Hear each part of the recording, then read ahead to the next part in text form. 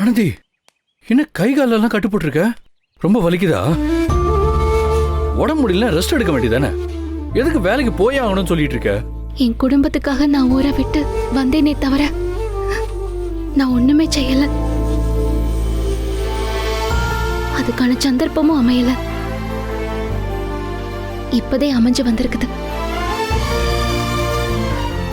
நான் உழைச்சு என் குடும்பத்துக்கு ஏதாவது பண்ணணும்னு ஏங்காத நாளே இல்ல. நான் பல நாள் தூக்க வராம அழுதுருக்கிறேன். இன்னைக்கு உடம்பு முடியலன்னு காரணம் காட்டி நான் இப்படி ஒரு நல்ல வாய்ப்பை விட்டுட்டேன்னா, அதனால என் அக்கா கல்யாணம் நடக்காம நின்னு போச்சுன்னா அதை என்னால தாங்கிக்கவே முடியாது.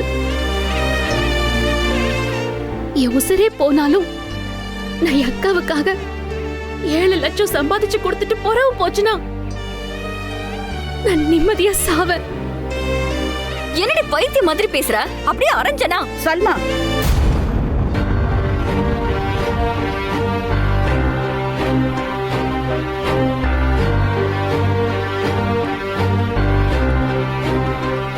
என்ன பண்ணிட்டு இருக்க? பாருங்க மேடம், இவ எப்படி பேசுறான்னு. சல்மா, ஆனந்தி கார்மெண்ட்ஸ்ல பட்ட அவமானத்தெல்லாம் நீங்க கேள்விதான் பட்டிருப்பீங்க.